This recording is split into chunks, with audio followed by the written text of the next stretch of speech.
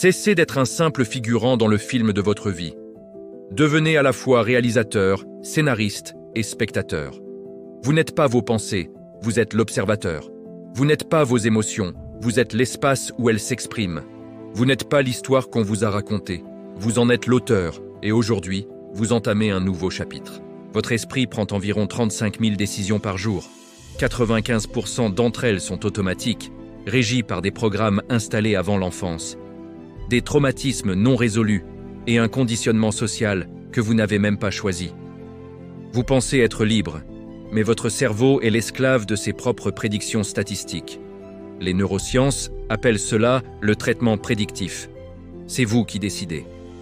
Vous êtes un fantôme dans une machine à habitude.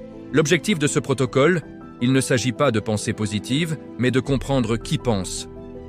Lorsque vous aurez découvert cela, les 35 000 décisions quotidiennes cesseront d'être un fardeau et deviendront un laboratoire de création consciente.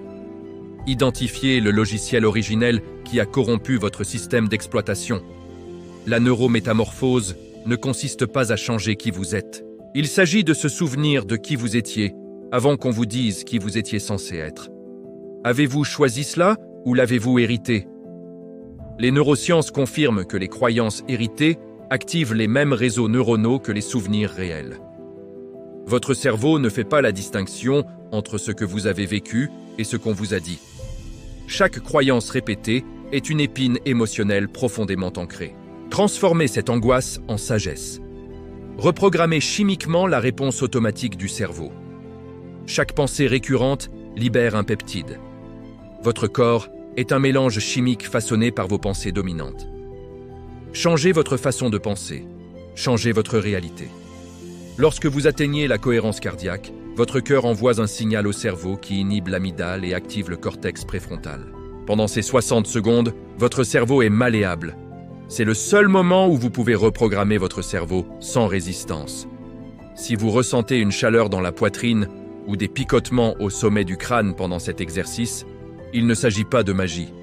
C'est votre système nerveux parasympathique qui s'active. C'est la signature chimique de la souveraineté mentale.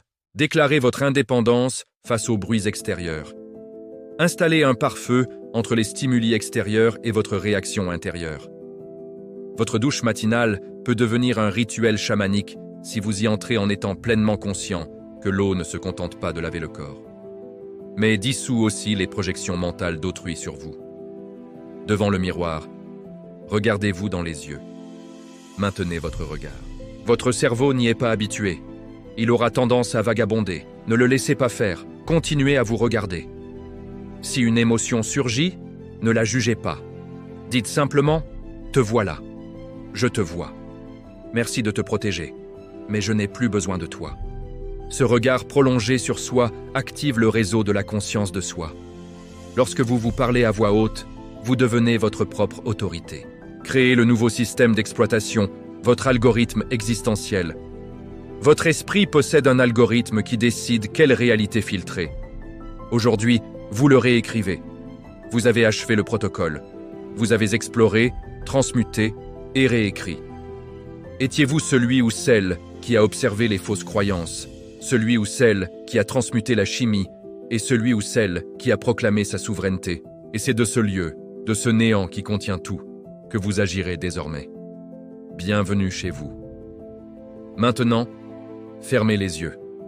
Ne pensez à rien. Sentez simplement les battements de votre cœur. Ce qui bat sans que vous le commandiez, c'est vous. Le reste n'est que bruit.